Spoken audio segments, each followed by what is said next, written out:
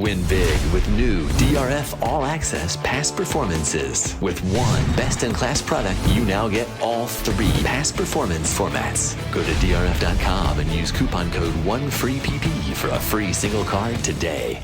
Dan Illman, Ashley Mailloux, taking a look at race number 8 at Santa Anita on Sunday. It's the Grade 3 Zuma Beach for 2-year-olds going a mile on the turf, potentially a prep for the Breeders' Cup Juvenile Turf. Before we take a look at the field, remember this deal for DRFTV viewers, 10% off all DRF past performances. Use the coupon code DRFTV10. There's the QR code. Shop now. Here's the field for the Grade 3 Zuma Beach. Competitive field of 8 entered in here. Artislas, the number 5, 2 for 2 in his career. Got a really nice trip when winning the Del Mar Juvenile Turf. That was a nice ride from Mailloux Gutierrez, and this horse seems to have some potential. Yeah, and it's an interesting field, I think, top to bottom, Dan, because the inside 5 runners, they have met in some way or some fashion, as you see a lot of those names in bolded, meaning they're in the same race. The outside 2, and they have faced each other as well. And then there's the wild card in here, the number 6, our Heisman, who's doing something new for trainer Peter Miller, not only blinkers off for the first time, but going to try the turf. So there's a little bit of everything in here. I found it pretty competitive. I think there's about 3 or 4 horses, in my opinion, that could probably take the top spot.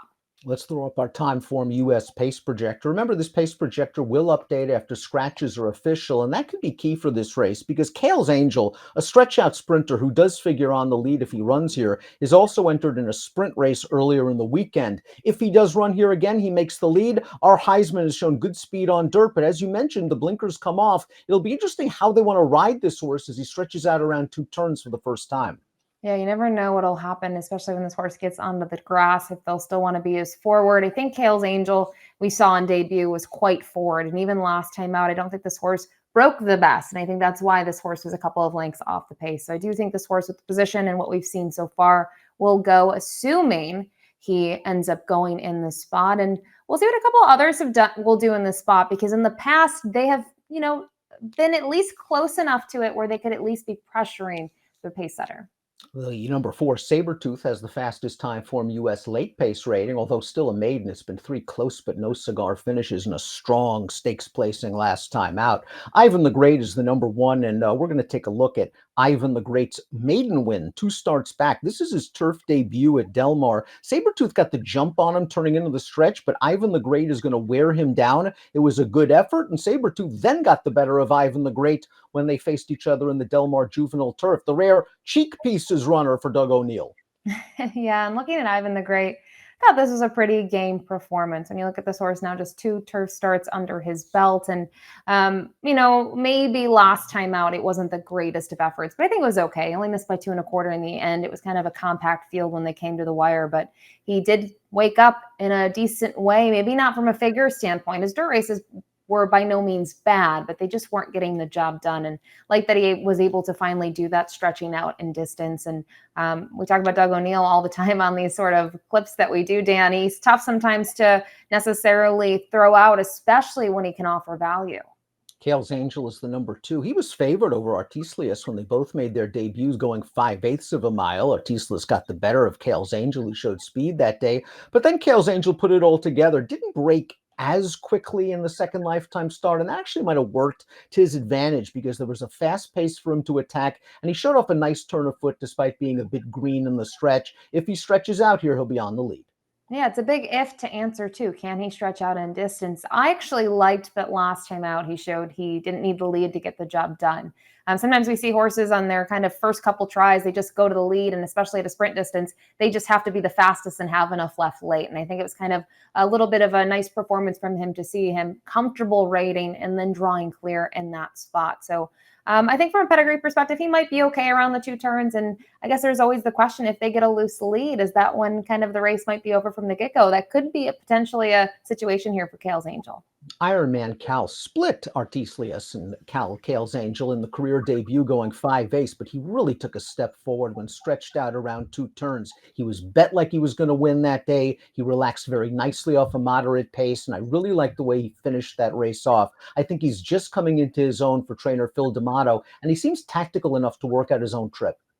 And I think Phil D'Amato doesn't get enough credit with what he's able to do with some of the youngsters, or I'm not even saying 2-year-olds, 3-year-olds or 4-year-olds that get sort of a late start to the races. I think he takes his time and it pays off. The debut was fine. I'm sure they walked away there with maybe some game plans of what to do in the future. And it looks like going long was that plan, and it worked out beautifully. You talked about how he finished up the race, Dan, very nicely. I thought pretty professional all in all. And in terms of the fractions, they weren't slow. They weren't really quick. He just got the setup that he needed. Sabertooth is still a maiden, but we talked about it. He's run well in all 3 starts, including the Del Mar Juvenile Turf, a race where they just ran away from him early. It was a fast pace. He was far, far behind, but then he split horses, dove down to the rail, and was really moving at the end. He figured to have gained a lot of experience from that start. The question is he sort of tactical enough to stay within range if the pace is slow? I personally think yes, because we did see him get the jump on Ivan the Great 2 starts back.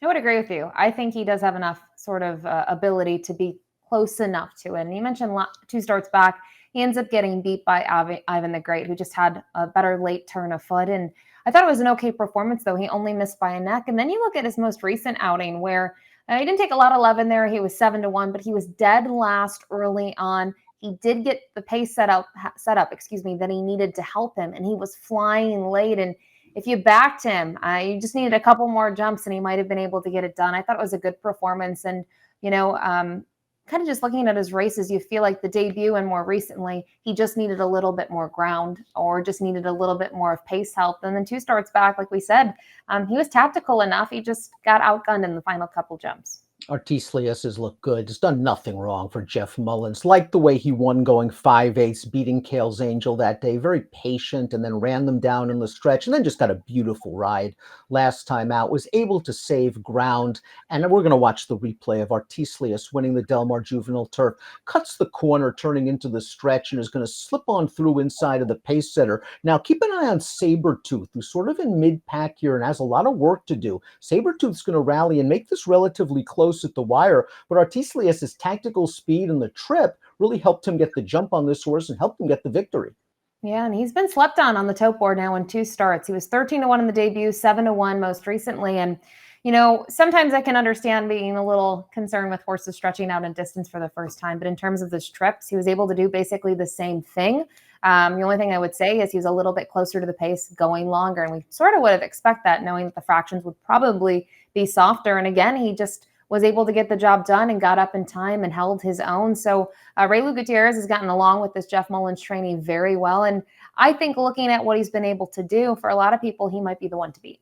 The number 6, Heisman, was a very gritty winner of the state-sired graduation stakes 2 starts back at Del Mar, where it looked like he was in some hot water at the 3/16 on dirt, and then gamely wore down the leader in the final 16th of a mile. They tried the Del Mar Futurity. He was in too tough that day, but now it's a completely different story. 2 turns, and more importantly, turf. It's far too early to see how far from over will do on grass. He's only 0 for 13 with first-time turf runners, but the Dan was a turf winner in Brazil.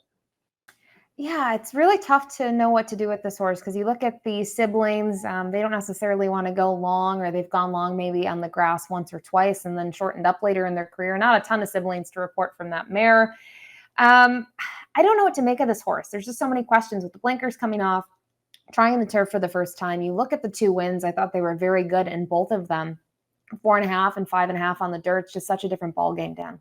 I'm not willing to give up completely on the 7, Uncle Evco, who's still a maiden after 2 starts. He sort of steadied at the start last time out, lost a lot of valuable early ground, then followed Cali Cat, the winner, into the stretch, and ended up running on for 3rd. He's listed as a new gelding for the first time. Michael McCarthy's going to take a shot, but with his running style, he's been slow from the gate now twice in his career. I wonder if he gets the setup and trip he needs. I don't think he can afford to be slow from the gate in here. We don't see necessarily a really contested quick pace early on, and you don't want to be at the disadvantage of giving ground from the start in a mile event like this. And you talked about his issues in his first 2. I could probably, look past the debut going 5/8. So the first time at the races, you lose the break, you pretty much lose the race. But last time out, I did like that he was able to at least close after having, an okay trip when it's all said and done. You talked about the gelding angle. He'd be a wild card in here, or maybe a price horse to use underneath. But for me, I think at best I could use him underneath. Like many progeny of Triple Crown winner American Pharoah, the 8 Cali Cat improved with distance and even switching to turf. Let's watch Cali Cat beat Uncle Evco in the maiden race. Cali Cat second start, Uncle Evco second start, and Cali Cat got another very good trip, was able to save most of the ground, got the jump on Uncle Evco, basically followed Cali Cat around the turn and into the stretch. I do like the way Cali Cat wins this race. It seems like he's going very comfortable into the line. He does, and he's got a really big stride where he's able to cover the ground quite nicely. He kind of looks like he's not necessarily, I don't know, really fast in those final jumps to the wire, but the way he's moving and covering the ground is what I liked. Obviously, didn't like the dirt on debut, didn't like 5A, so he was another one that, similar story, has been able to put it together going around 2 turns, and he would need to take a little bit of maybe a step up. Now he's going to get away from those Calbreds and face some open competition here in terms of fellow 2-year-olds, but John Sadler, with these sorts of types, I feel like they're always live. He does very well with horses that have won last time out. Let's take a look at our top picks for the Grade 3 Zuma Beach on Sunday at Santa Anita. Artislas, again, has not put a step wrong in 2 starts, has won from off with the pace, seems tactical enough to stay within range. And listen, he's the horse to beat. It'll be interesting to see if they finally bet him this time. Yeah, we'll see what his off odds are, even compared to his morning line once we have that information. I think for me, he's been able to do it 5/8 and a mile, where several others in here, the light bulb went on at a mile. Like that he's been consistent in those 2 starts. Mailloux Gutierrez coming to town to ride him. When I was at Remington Park, he mentioned he was going out to California for Jeff Mullen's horse. This is obviously the horse that he's going all the way out there for, and we'll see what he can do. I think the scary thing is, and you can see I've left this horse out of my top 4, is your top choice, Kale's Angel, because we've talked about it from a pace perspective. This horse could be a little dangerous on the front. I do think it's a relatively paceless race. I think Kale's Angel can get to the top, and I think he's got enough pedigree to last the mile. The question is he going to run in this race, because he's also entered earlier in the week? If he scratches, I do want to give Ironman Cal 3 a chance. I really like the way he put it all together in his second lifetime start, and I think he's tactical enough where he could be in the thick of things when they turn for home. 5, 3, 4, 8 for Ashley. I'm going to concentrate on the 2 and the 3. Worried about the 5, her top pick, and the 4 will be my 4th selection in the Grade 3 Zuma Beach on Sunday at Santa Anita. Good luck. If you enjoyed this video, please click the like and subscribe button below for more great DRF content, including Race of the Days, stakes previews, and lots more. You can find it right here.